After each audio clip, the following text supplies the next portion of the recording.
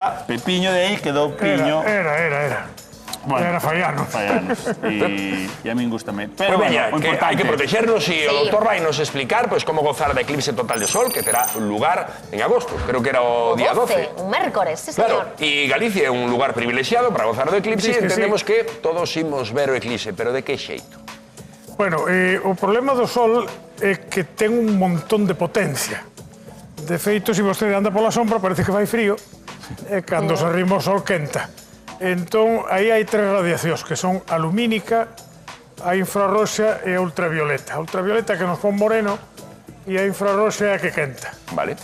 Se vostede compra unha gafa calquera afumada durante un día de sol, vaise queimar, porque quita a radiación lumínica e non lle quita o filtro. Non molesta, digamos. Non molesta o sol na tanto, claridade. pero está...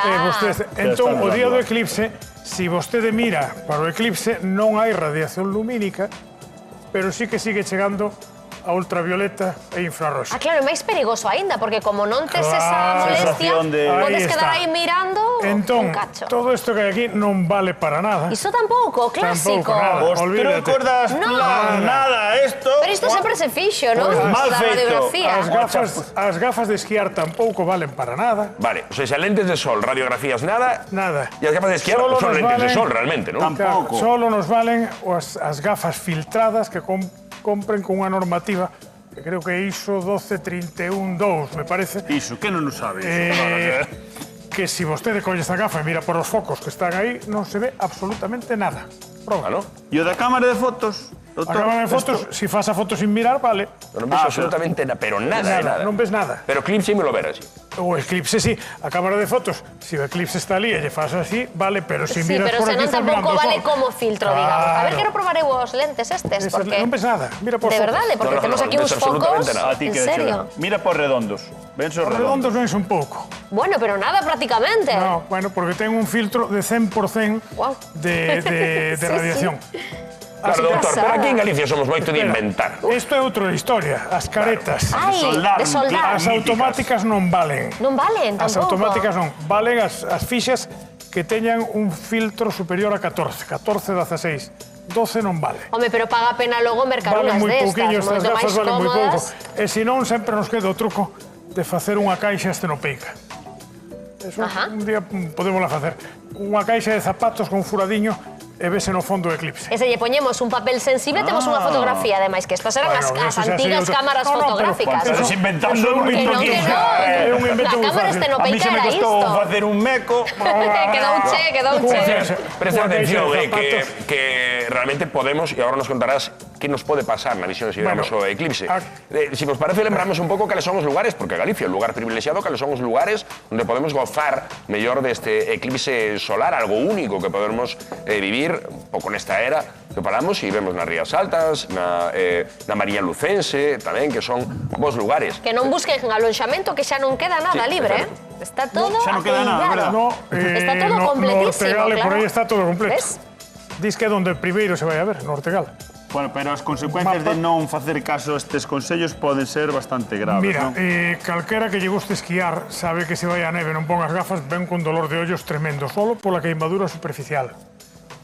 Co eclipse de sol, o menos que che pode pasar é ter unha queimadura superficial e dor durante uns días.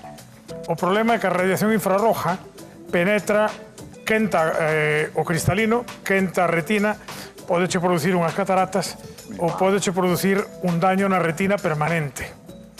É dicir, quedarte con dificultad para ler de por vida. E como podemos identificalo? É dicir, se non non doe. tomamos... Claro, porque quero dicir, se ese día pois non tomamos as precaucións axeitadas e demais, nos días posteriores, que notaríamos se temos algún tipo de Cada dano? vez se molesta máis a claridade e cada vez ves peor. Como se estiveras deslumbrado, non? O que se chama unha retinopatía solar.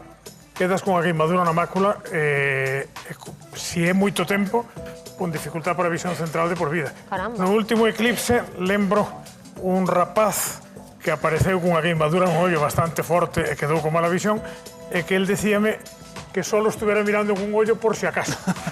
Que non fora a ser. estropeou ese ollo. Bueno, arriscou. Arriscou pouco, quero dicir, foi un 50%. Era medio tonto. Era que che ia preguntar que moita xente dirá, bueno, pero non me vai dar tempo a queimar, eu miro un segundo e xa está. Menos de 10 segundos estás queimado. Wow. Menos de 10. Eso é como un microondas, casi. Como É ter que os ollos no a microondas. potencia que ten o sol, a xente non imagina a potencia que ten o sol. Bueno, porque non o vemos moito en Galicia últimamente. Bueno, eso ten razón. O día do eclipse, eu sempre digo que donde mellor se ve na televisión. Sí? Claro, hombre, si che cadra onde estás tú nublado, na tele sempre che van a coller unha imaxe sin nubes. Vale. Bueno, pero entendemos a emoción de vivir algo que non acontece dende hai un século, pois vivilo en persoa, se levan a cabo este tipo de precaucións, doutor, non ten por que pasar nada, non? No, con Podemos esto facelo con seguridade, Falamos de vivir ese momento histórico. 6-10 euros, que Esto tampouco non Por vale iso. nada. paga pena. Estábamos falando da Vice máis eu antes. A potencia que ten o sol no último eclipse parcial, os que o lembren, o frío que facía no momento que se tapou o sol. De repente, baixou a temperatura un montón durante eses segundos, ese minuto, porque se tapou o sol. Bueno, e este está previsto que dure varios minutos, Sí, penso, e vai 3, baixar, 4, vaise non? facer casi de Vaise noite, notar. vaise facer casi de noite e vai baixar a temperatura un montonazo. Bueno, en agosto momento. tenemos máis inverno deste que parece que non cheo abondo.